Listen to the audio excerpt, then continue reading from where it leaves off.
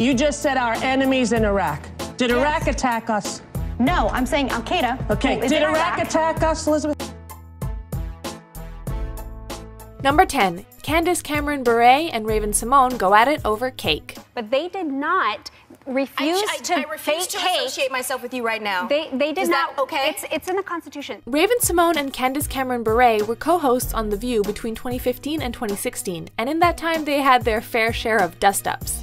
One of their most memorable arguments revolved around an Oregon bakery that refused to serve a lesbian couple. From the get-go, it's clear that there is zero chance of the women finding common ground, with Raven arguing emphatically in favor of the couple and Candace siding with the bakery's owner. But you're going with for me, what I'm understanding you saying is that their religious belief says that two people of the same sex cannot be in a relationship. Is that what they're basing They're it on? saying that they stand for marriage as a man and a woman. However, the latter was behind the 8 ball from square one, as the ruling had already been made and a fine handed down.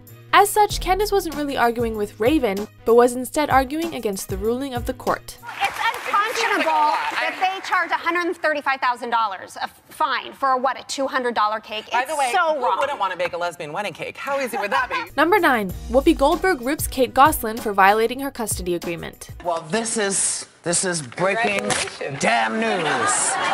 Kate Gosselin rose to fame as the star of the reality TV series John and Kate Plus 8, which chronicled her relationship with her husband and the trials and tribulations of raising their 8 children.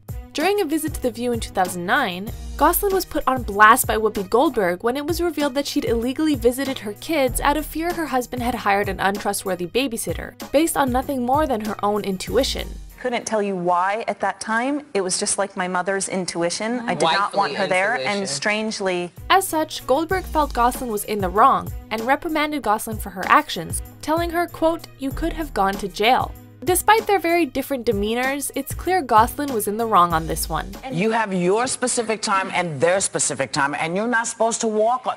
And I'm sorry, that's the law. I know that's what the law says. And you could have gone to jail. Says something different. But when you know somebody else you is could watching have your gone child to that jail. you Do don't you know. realize that? Number 8. Whoopi Goldberg gets into a screaming match with Janine Puro backstage. Did you just point at me?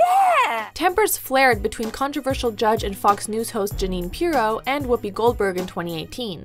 The two women were engaged in a debate over President Donald Trump, of course, when Puro accused Goldberg of having Trump derangement syndrome. The term refers to individuals with irrational negative reactions to United States President Donald Trump's statements and political actions, with little regard toward Trump's actual position. And clearly you don't watch the show, so you don't know that I don't suffer from that. What I suffer from is the inability to figure out how to fix this. Set off, Goldberg continued arguing with Puro long after the cameras had stopped rolling, and the two continued launching expletives at each other backstage before Puro eventually left. She could have just passed me. She didn't need to stop, but she stopped and put her finger in my face and yelled, "I've done more for victims than you ever will." Based on the reactions of all the women on the panel, it's clear few people can stir the pot quite like Janine Puro. You know what's horrible?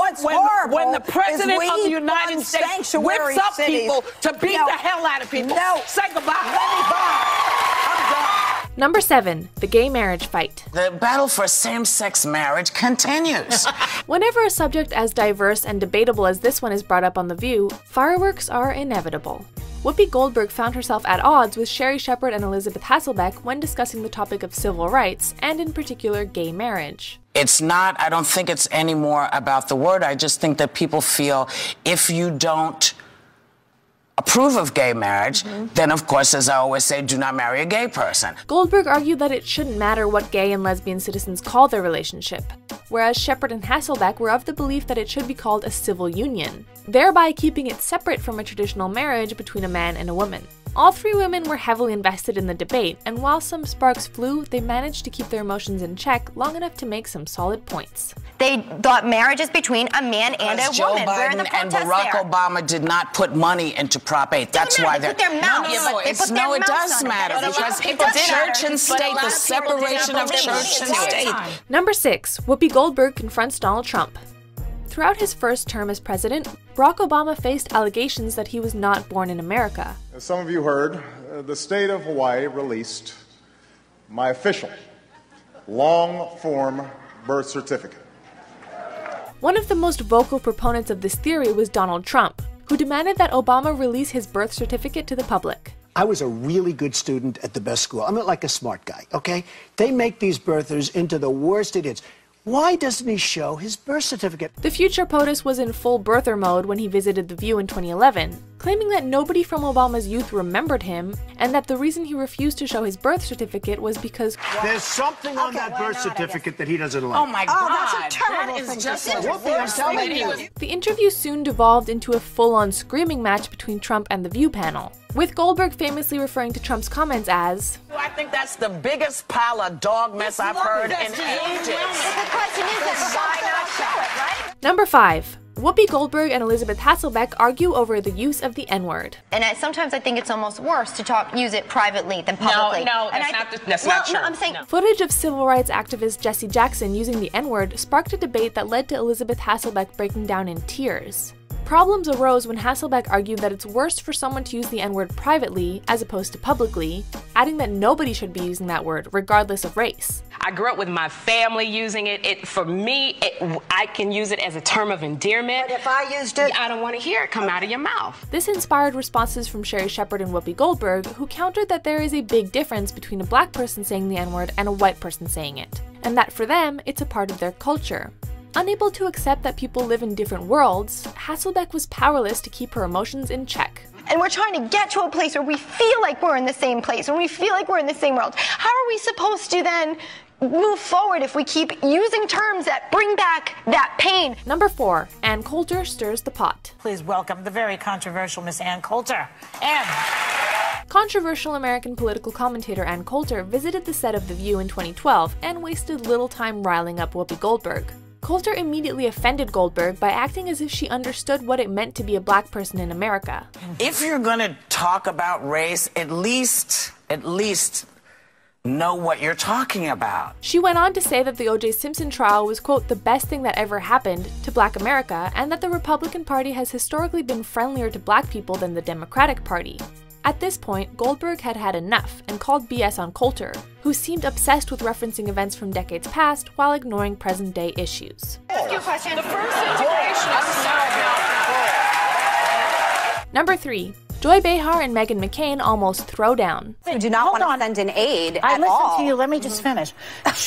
Yeah, part of your job is to listen to me. The secret to creating must-watch television is simple. Stick Joy Behar and Meghan McCain in front of a camera and let them do the rest.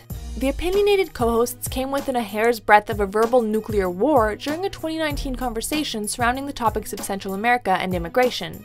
You can feel the condensation in McCain's voice when she rebukes Behar's point about keeping people in border countries happy with the line, Give them a house, give them food, help their children. Give a Nicaraguan Stop the house. crime rates. Behar was not happy that she was cut off, to which McCain replied, quote, yeah, well, part of your job is to listen to me. Were it not for Whoopi Goldberg's interjection, these two may well have come to blows. And we don't need to comment if we don't like what we're hearing. Just let folks talk. Number 2, the Bill O'Reilly walkout. It won't, I don't think. But look, I'm not one of these guys, I want to kill him. There's a few people I want to kill, but he's not one of them. Who do you want to kill? Who do you want to kill? Today, Bill O'Reilly is known as a disgraced political commentator, whose heinous crimes against women led to him being fired by Fox in 2017. On The View in 2010, he stirred up an entirely different kind of controversy. Fist-bumping the ladies on the panel and casually quipping, quote, there are a few people I'd want to kill was weird, but it was his racist tirade against Muslims that truly did him in. Muslims didn't kill us on 9/11? Is that what you're saying? Excuse me, extremists did that. From his belief that Muslims shouldn't be able to erect a mosque near the site of the 9/11 terrorist attacks, to vehemently saying, quote, Muslims killed us on 9/11, O'Reilly's racist rhetoric was too much for Goldberg and Behar to handle, causing both women to leave the set. Muslims killed us on 9/11.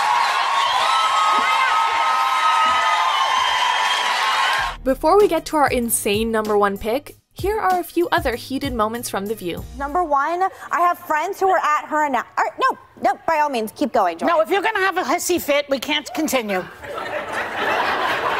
Okay, could go you on. want that same government. Elizabeth, calm down, dear. I can't. This Yes, makes me so Elizabeth. upset, Barbara. I know, but everybody has strong opinions. I know. Don't. I'm not going. I'm not going back out. I can't do the show like this. She just reprimanded me and she knew exactly what she was doing. But I know Mel, and I know he's not a racist. Oh, really? Yeah, I do. He may be a bonehead, Well, that language certainly sounds racist to me. Name one country that socialism has ever worked, and also every democratic socialist who is going on TV saying that it's good needs to start paying 90% in taxes on your tax form. No. But I now work for this country, and I take my job very seriously. Can we see his and tax returns, do you think? See, Joy, do you? Number 1, Rosie O'Donnell and Elizabeth Hasselbeck disagree over the Iraq War. You just said our enemies in Iraq. Did Iraq attack us? No, I'm saying Al-Qaeda. Okay, did Iraq attack us, Elizabeth? Few fights are etched into the minds of viewers quite like this one. Former hosts Rosie O'Donnell and Elizabeth Hasselbeck held nothing back in this heated debate on the Iraq War. O'Donnell got personal quick, claiming that the media would spin any debate between the two as... No, let me tell you why I don't want to do it. Because here's how it gets spun in the media. Rosie, big, fat, lesbian, loud Rosie, attacks innocent, pure Christian Elizabeth. And I'm not doing it for the rest of the day. Let me do it. Sherry Shepherd and Joy Behar attempt to keep things lighthearted, but Hasselbeck and O'Donnell are having none of it. In fact, the women end up engaged in such a passionate argument that the producers put them on split screen. In the end, O'Donnell calls Hasselbeck cowardly, and Behar begs the director to go to commercial. Oof, we're exhausted. I sit here every single day, open my heart, and tell people exactly what I believe. So do I, Elizabeth. Do not call me a coward, Rosie. I do not hide. It was not cowardly. It was honest. What is cowardly? Is there no commercial in the show? Asking. I'll tell you what's cowardly. Do you agree with our picks? Check out this other recent clip from Ms. Mojo, and be sure to subscribe and ring the bell to be notified about our latest videos.